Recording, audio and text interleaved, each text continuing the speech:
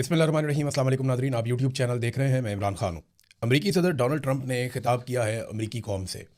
उम्मीद की जा रही थी कि बहुत बड़ा अनाउंसमेंट होगा, क्योंकि अमरीकी सदर ने खुद पहले ये स्टेटमेंट दिया। उन्होंने ये कहा कि रात को 9 बजे अमरीकी वक्त के मुताबिक जब मैं खिताब करूँगा तो सबको पता चलेगा कि मैं कितना अजीम आदमी हूँ। तो बहुत बड़े दावे किए डोनाल्ड ट्रंप ने। लेकिन जब डोनाल्ड ट्रंप ने खिताब किया तो उसके बाद पूरी दुनिया से जो तज्जिया आ रहा है वो एक ही है। मैंने खुद खिताब सुना, मैं भी इंतज़ार कर रहा था, पता नहीं अब डोनाल्ड ट्रंप क्या कहने वाला है। तो रात गए तक हमने इंतज़ार किया, क्योंकि अमेरिका का और बरतानिया का भी टाइम का फ़र्क है, और पाकिस्तान का और अमेरिका का तो बहुत ज़्यादा फ़र्क है, लगभग आधे का फ़र्क है। तो डोनाल्ड ट्रंप ने जो खिताब किया उसके अंदर कोई नई बात थी ही नहीं। यानी उस किताब के अंदर कुछ ऐसा नहीं था जिसको आप ये कहें कि ये पहले से हमें नहीं पता था, या डोनाल्ड ट्रंप ने ये वाला दावा पहले नहीं किया था। पहले ज़रा आप देख लें लुब्बे लुबाब था क्या। ज़्यादा लंबा खिताब नहीं था। डोनाल्ड ट्रंप ने बताया, जनाब हमने बहुत तबाही फेर दी है ईरान में, और बहुत बुरी सूरत हाल पैदा कर दी है। ईरान के सारे लीडर्स मार दिए हैं, उनकी एयरफोर्स, बेरिया और उनकी मिसाइल कुव्वत सब तबाह कर दी है। ईरान कभी भी एटमी कुव्वत नहीं बन सकेगा।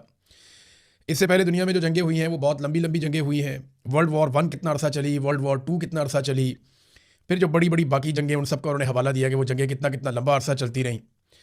लेकिन हमने एक शानदार मिलिट्री ऑपरेशन सिर्फ 32 दिनों के अंदर मुकम्मल किया है, और बड़ी ज़बरदस्त कामयाबियाँ हासिल की हैं। दुनिया और अमेरिका पहले से ज़्यादा महफूज है और पहले से ज़्यादा मजबूत है। ये एपिक फ्यूरी का जो ऑपरेशन है, इसका नाम इन्होंने एपिक फ्यूरी रखा था ऑपरेशन का, जो इसराइल ने और अमेरिका ने मिलकर किया था ईरान के ऊपर। ये शानदार कामयाबियां हैं। अब लगता ये था कि शायद डोनाल्ड ट्रंप कोई जंगबंदी का ऐलान कर देगा। बहुत सारे लोग ये कह रहे थे कि जंगबंदी का ऐलान नहीं भी करेगा तो डोनाल्ड ट्रंप इसका इशारा दे देगा। डोनाल्ड ट्रंप ने ना तो जंगबंदी का ऐलान किया वाज़े तौर पर, ना कोई उसका ऐसा इशारा दिया जिसकी बुनियाद पर हम आज ये कह सकें कि जंगबंदी होने वाली है। लेकिन डोनाल्ड ट्रंप की बातों से ऐसा लगता है जैसे वो जंग से जान छुड़ाना चाह रहा है। वो कह रहा है जी मुझे बहुत कामयाबियां मिल गई, मैं तो बहुत कामयाब आदमी हूँ, और अमेरिका को तो मैंने जितवा दिया है, अमेरिका तो जीत गया है, अमेरिका तो बहुत आगे निकल गया है, हमने अपने मकासद हासिल कर लिए हैं, बस थोड़े से रह गए हैं, कुछ अर्सा और होगा, फिर मजीद बड़े हमलों का इंदिया भी दिया कि ज़्यादा लीथल अटैक किया जा सकता है अमेरिका की जानिब से और इसराइल की जानिब से ईरान के ऊपर। ये उन्होंने इशारा दिया। लेकिन जो असल बात है जिसका दुनिया इंतजार कर रही थी कि शायद कोई जंगबंदी का अनाउंसमेंट हो जाएगा, जिससे लोग कहेंगे कि ट्रंप तो बहुत अजीम आदमी है, अपना काम करके निकल गया और क्रेडिट भी नहीं लिया। और दूसरा एक ये तवक्को की जा रही थी कि हो सकता है कि डोनाल्ड ट्रंप नेटो से निकलने का ऐलान कर दे कि जनाब अब हम नेटो का हिस्सा नहीं है। लेकिन डोनाल्ड ट्रंप ने वो ऐलान भी नहीं किया। इसका मतलब यह है कि डोनाल्ड ट्रंप जो कहना चाहता था वो कह नहीं पाया। इसकी वजह क्या हो सकती है? कुछ ना कुछ तो ऐसा हुआ है जिसकी वजह से डोनाल्ड ट्रंप ने अपनी वो अनाउंसमेंट कैंसिल की जो रात 9 बजे अमेरिका टाइम के मुताबिक डोनाल्ड ट्रंप करने वाला था। तो ऐसा क्या वो कहने वाला था जो माहिरीन है अमेरिका के अंदर, उनको 3-4 चीज़ों की तवक्को थी। एक, कुछ लोग ये कह रहे थे कि डोनाल्ड ट्रंप ऐलान करेगा कि ज़मीनी अफवाज ईरान में उतरने वाली हैं, लेकिन ये चीज़ ऐलान किए बगैर होनी चाहिए जब भी होगी, असूल भी यही है। दूसरा, कुछ लोग ये कह रहे थे कि डोनाल्ड ट्रंप जंगबंदी की तारीख देगा और बताएगा कि अब ये जंग बंद होने वाली है। हालांकि डोनाल्ड ट्रंप ने यह ज़रूर कहा है कि चंद हफ्तों में, चंद दिनों में हम ये जंग खत्म कर देंगे, अब इसमें कुछ बाकी नहीं है। अच्छा, एक दावा यह किया जा रहा था कि डोनाल्ड ट्रंप शायद नेटो से निकलने का ऐलान कर देगा, लेकिन इनमें से कोई भी चीज़ डोनाल्ड ट्रंप ने नहीं कही, सिर्फ अपनी फतह का ऐलान किया और ये नहीं बताया कि अब बनेगा क्या, आगे क्या चलेगा। बहरहाल ये डोनाल्ड ट्रंप की बातचीत थी। एक और डेवलपमेंट है, इसको भी आप ज़हन में रखें। जिस वक्त डोनाल्ड ट्रंप ने यह कहा ना कि, क्योंकि इससे पहले डोनाल्ड ट्रंप ने एक स्टेटमेंट दिया था पब्लिकली, डोनाल्ड ट्रंप ने कहा कि ईरानी सदर ने जंगबंदी की दरख्वास्त की है, और यह कहते हुए उन्होंने दावा किया कि ईरान में जो नया रजीम है उसके सदर ने।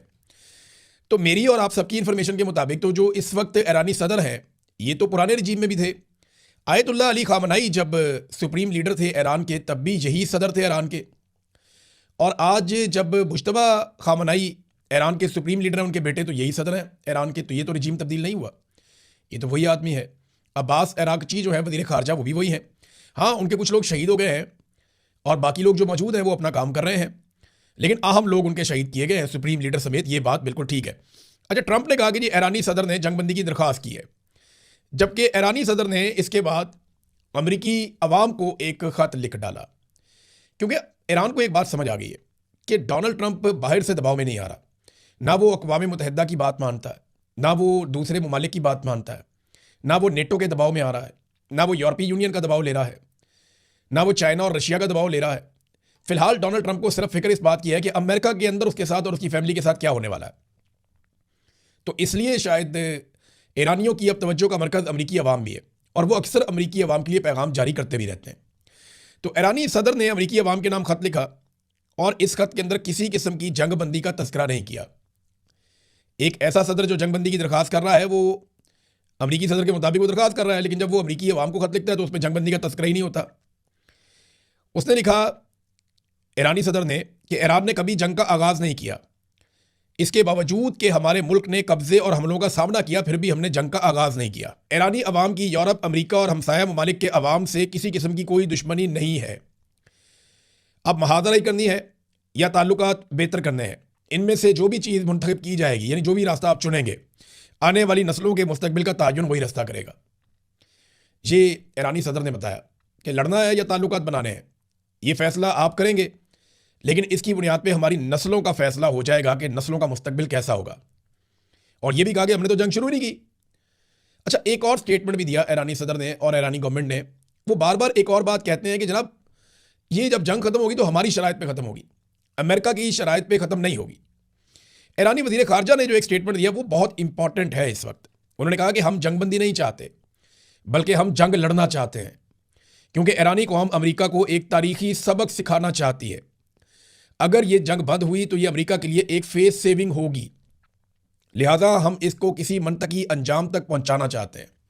तो ईरान तो जंगबंदी चाहता ही नहीं है। इसका मतलब है ईरान के पास हथियार बाकी हैं।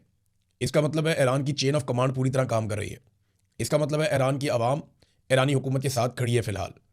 तो ऐसी सूरत हाल में फिर ईरान जंगबंदी की तरफ नहीं जाएगा। जंगबंदी की तरफ वो तभी जाएगा जब वो जंग हार रहा होगा। उसे लगता है कि वो जंग जीत रहा है और ये परसेप्शन भी बन रही है पूरी दुनिया में। फिर वज़ीर ख़ारजा इराक़ची ने यह भी कहा कि यह जंग अमेरिका की शिकस्त पर ख़त्म होगी, ज़िल्लत उनका मुकद्दर बनेगी, और हम इनको एक तारीख़ी सबक देना चाहते हैं। उनका गरूर और तकब्बुर का नशा हमेशा के लिए दफन करना चाहते हैं। अब इसमें जो है वो ईरान ने अमेरिकी सदर की जंगबंदी की दरखास्त जो है वो मुस्तरद कर दी है। ईरान ने सीज़ फायर के लिए किसी को दरखास्त नहीं दी है। ईरान से मनसूब 5 नकाती मनसूबा क्या सराही है। अब ये वो 5 नकात हैं जो पाकिस्तान की गवर्नमेंट की जानिब से बाज़ औक़ात सामने आए थे सोर्सेस से कि ईरान ये 5 चीज़ें मांग रहा है। देखिए, ये ऑब्वियस है कि ईरान ने वो 5 चीज़ें बार बार तस्करा करके मांगी है। उनके साफ़ियों ने, उनके लोगों ने बार बार ये चीज़ें दोहराई भी हैं, लेकिन उन्होंने कहा जी हम मुज़ाकरात के अंदर ये चीज़ों को सामने नहीं रखा, ये हमारे मुतालबात उसूली हैं, यानी इस तरह वो बात कर रहे हैं। नुकसानात के अजाले तक जंग जारी रहेगी, जारह को सज़ा देते रहेंगे। अच्छा, अब ये जो खबरें हैं ना, इनके साथ आप अगर एक और खबर को मिलाकर देखें तो आपको समझ आएगी कि डोनाल्ड ट्रंप का अचानक प्लान चेंज तो नहीं हो गया कहीं, जो वो खिताब करने जा रहा था। सवाल पैदा होता है ना। ये एक खबर आई है और ये पाकिस्तान समेत दुनिया के और मीडिया के अंदर भी छपी है।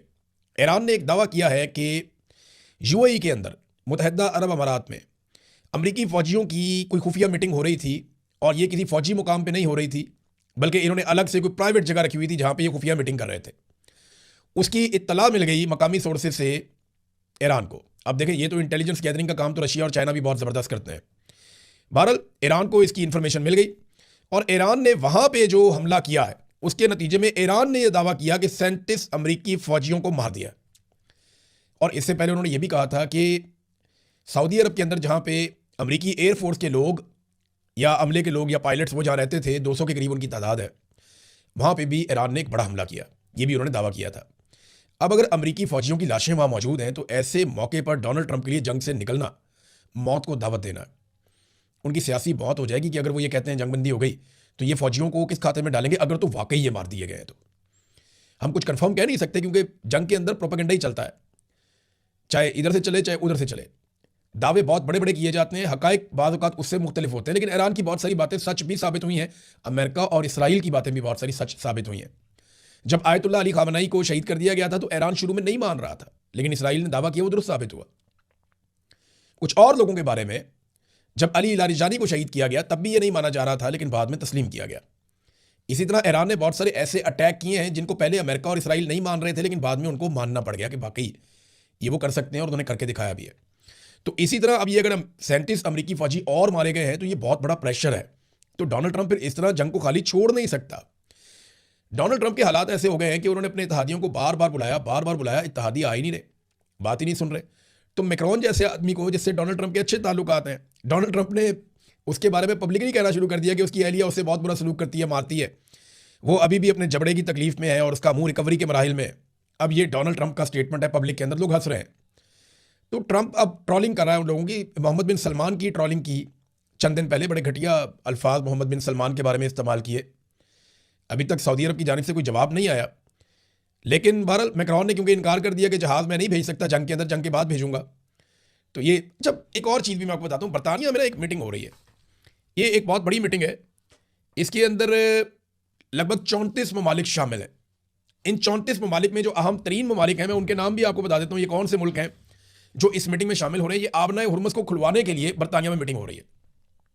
जो अहम ममालिक हैं उनमें खुद बरतानिया है, इसमें एक यूएई है और बहरीन है। ये 2 ममालिक गल्फ से गए हैं, सऊदी अरब नहीं है, बाकी ममालिक नहीं है इसमें, उर्दन भी नहीं है, ओमान भी नहीं है, कतर भी नहीं है। हालांकि ये ममालिक बातचीत में किरदार अदा कर सकते हैं, लेकिन ये ममालिक नहीं, सिर्फ यूएई है और बहरीन है। New Zealand, Japan, Italy, Germany, France, Canada, Bahrain, Australia और बरतानिया मेज़बानी कर रही है। ये ममालिक और 34 ममालिक हैं टोटल, जिनमें ज़्यादातर यूरोपीय हैं। ये आबनाए हुर्मुज़ को खुलवाने के लिए एक मीटिंग कर रहे हैं ताकि कोई रास्ता निकाला जाए। लेकिन देखिए, जिन ममालिक में ये लड़ाई हो रही है उनमें से कोई भी इसमें नहीं है, ना इसराइल है, ना अमेरिका है, ना ईरान है, वो अभी इसके अंदर मुज़ाकरात के अंदर शामिल नहीं है। चाइना भी नहीं है, बहुत बड़ा स्टेक होल्डर है। रशिया भी नहीं है इन मुज़ाकरात के अंदर, इन बातचीत के अंदर। ये जो हो रही है को होस्ट कर रहा है बरतानिया। सऊदी अरब, ईरान, तुर्की, पाकिस्तान, मिस्र, कतर, ओमान, भारत, कोई भी इसके अंदर शामिल नहीं है।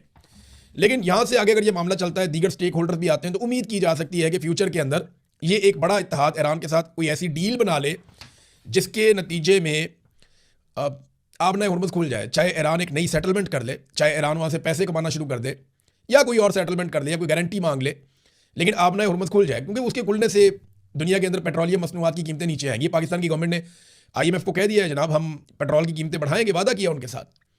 अब इस तरह की खबरें दी जा रही है कि पेट्रोल की कीमतें फिर बढ़ने लगी हैं, एक जंप आने वाला है बहुत बड़ा। तो लोगों को ज़हनी तौर पे तैयार कैसे किया जाता है? जो मौजूदा टाउट रिजीम है ये करता क्या है? टाउट्स सबसे पहले आते हैं मंजर आम पे और वो आके ये खबर देते हैं, जनाब ओगरा ने कह दिया जी इतनी ज़्यादा कीमतें बढ़ा दो। वो जानबूझ के ना उसको 4-4, 5-5 गुना ज़्यादा बढ़ा के बताते हैं ताकि लोग बहुत बुरी तरह डर जाएं, सहम जाएं। और उसके बाद हुकूमत आती है, जनाब हमें तो कहा गया था कि 400 रुपये कीमत बढ़ा दो, लेकिन हम जो है वो 50 रुपये बढ़ा रहे हैं, हमने कौम के ऊपर बड़ा अजीम एहसान कर दिया है। ये इनका तरीका वारदात है, अपने आप को अच्छा दिखाने के लिए कि मैं तो तुम्हें गोली मारने वाला था, तो मुझे मशवरा तो ये दिया गया था कि तुम्हें गोली मार दी जाए, लेकिन मैंने डंडा मारने का फैसला किया है। लेकिन पर मार ही रही है, आम आदमी को मार ही पड़ रही है। जो असल बात है वो ये है। बहरहाल डोनाल्ड ट्रंप के खिताब से कुछ निकला नहीं, लेकिन 2 मजीद अरब ममालिक ने अब ये फैसला कर दिया और इससे आगाह भी कर दिया है कि वो किसी के खिलाफ किसी भी जंग में हिस्सा लेने नहीं जा रहे। और कैटेगोरिकली 2 ममालिक ने कह दिया। पहले कतर ने ये बात की थी, ओमान उससे पहले कह चुका था, और अब ये बात बहरीन की जानिब से भी की गई है। यूएई एक ऐसा मुल्क है जो आबनाए हुर्मुज़ को खुलवाने के लिए एक आलमी इत्तेहाद बनाना चाहता है जिसमें वो खुद भी शामिल हो, यानी वो बराह रास्त अरब ममालिक में से एक ऐसा मुल्क होगा जो ईरान के साथ जंग में भी जा सकता है। लेकिन सऊदी अरब ने अभी तक इसके बारे में कोई बात नहीं की, और सबसे इंपॉर्टेंट बात जो भी होगी वो सऊदी अरब की जानिब से होगी। नाज़रीन, एक और खबर देखिए, कुछ सहाफ़ी ये समझते हैं कि जो प्रेस रिलीज़ है वही असल खबर है, या जो गवर्नमेंट ने स्टेटमेंट जारी कर दिया या एलामिया जारी कर दिया वही असल खबर है। होता यह है कि असल खबर बाद वक़्त कोई और निकलती है। मैंने ऐसे ही ये खबर दी थी, उसकी तस्दीक भी हो रही है कि चाइना मुज़ाकरात करवा रहा है पाकिस्तान के और अफ़गानिस्तान के कि जंग बंद हो जाए, यहाँ पे लड़ाई नहीं होनी चाहिए। ये ज़रा आप अफ़गानिस्तान का मैप देखें, इसके अंदर ये काबुल है। अफ़गानिस्तान के नीचे की तरफ आप देखेंगे ना तो आपको नज़र आएगा ईरान, एक तरफ पाकिस्तान है, एक तरफ ईरान है। ये बगराम एयर बेस बहुत इंपॉर्टेंट है, अमेरिका इसे हासिल करना चाहता है क्योंकि इस एयर बेस तक जितना सामान अमेरिका ले जाना चाहे वो सप्लाई पाकिस्तान के रास्ते से हो सकती है। माजी में भी होती रही है, अभी भी हो सकती है। तो अमेरिका को ये बड़ी सूट करती है कि अगर अमेरिका ने इस खित्ते में अगर अपनी अमलदारी जारी रखनी है और इस खित्ते के अंदर अमेरिका ने इन्फ्लुएंस अपना बरकरार रखना है, चाइना और रशिया के लिए प्रॉब्लम क्रिएट करने हैं, तो उसको यहाँ पे बैठना पड़ेगा। आकर एक नई सर्द जंग शुरू होने वाली है इस खित्ते में। अमेरिका को बगराम एयरबेस चाहिए और इसके लिए पेंटागन ने डोनाल्ड ट्रंप को बताया था। डोनाल्ड ट्रंप ने अफगानिस्तान से मांगी थी और यह कहा था कि अगर तुमने बगराम एयरबेस ना दी हमें तो फिर तुम्हें नताइज भुगतने होंगे और बहुत बुरा होगा तुम्हारे साथ। फिर पाकिस्तान ने अफगानिस्तान के ऊपर फिजाई हमले शुरू कर दिए। चाइना इससे बिल्कुल खुश नहीं है।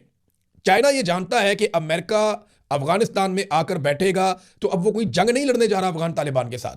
वो जब भी यहां पे आकर बैठेगा चाइना के और रशिया के मफादात के खिलाफ आकर बैठेगा।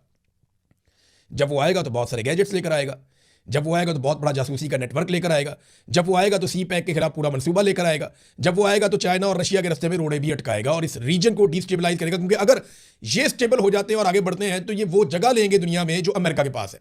तो इनको रोकना भी होगा ना अमेरिका को। देखिए बाद आप अच्छा खेलते हैं, लेकिन जब आप अच्छा नहीं खेल रहे होते तो आप कोशिश करते हैं कि दूसरा भी अच्छा ना खेले या उसका खेल खराब कर दिया जाए कि ना खेलेंगे ना खेलने देंगे। इससे भी आप अपनी पोजीशन बचाते हैं और यही काम अमेरिका करने जा रहा है। तो अमेरिका को पाकिस्तान की मदद चाहिए अफगानिस्तान के अंदर बगराम एयरबेस लेने के लिए। अब पाकिस्तान लगातार जो कर रहा है, चाइना इससे खुश नहीं है।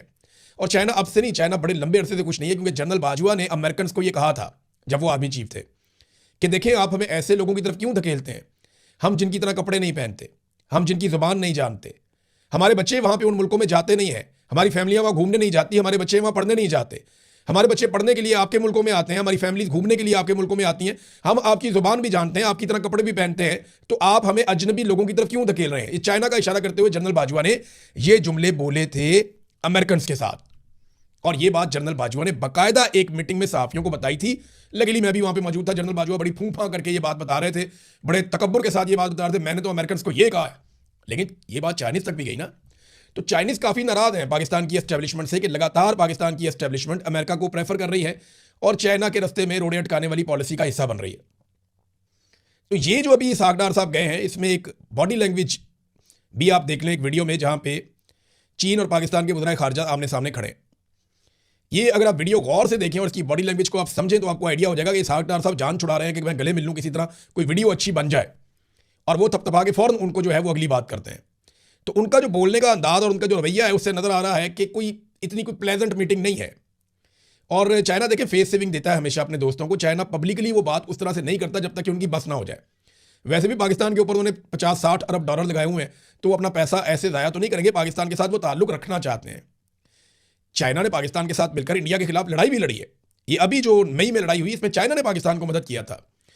तो ये बात हमें समझनी पड़ेगी बतौर पाकिस्तानी कि चाइना खुश नहीं है। और मुझे 2 डिफरेंट सोर्सेज से मैंने इसको कंफर्म किया। अभी कुछ और सहाफ़ी हैं उनसे मेरी बात हुई, उन्होंने भी कंफर्म किया जो फॉरेन ऑफिस को कवर करते हैं कि चाइनीज सख्त नाराज हैं और उन्होंने पाकिस्तान को मना किया है कि आप अफगानिस्तान से जंग में जाने की बजाय, दहशतगर्दी का मसला बड़ा जेन्युइन मसला है, उसको हल होना चाहिए, लेकिन आप मुज़ाकरात का रास्ता अपनाएं। और वैसे भी अफगानियों ने बहुत सारी ब्रीफिंग चाइना को भी दी है, पाकिस्तान के साथ बातचीत की कोशिश उन्होंने भी की, पाकिस्तान ने भी कोशिश की। देखें एंड ऑफ द डे आपको टेबल पे बैठना ही पड़ता है, आप जितनी मर्जी जंग लड़ लें आपको एक दिन टेबल पे बैठना पड़ता है। लेकिन पाकिस्तान में ना एक बदकिस्मती और है, हमारे यहाँ पे 2 तरह के इंतहा पसंद लोग हैं।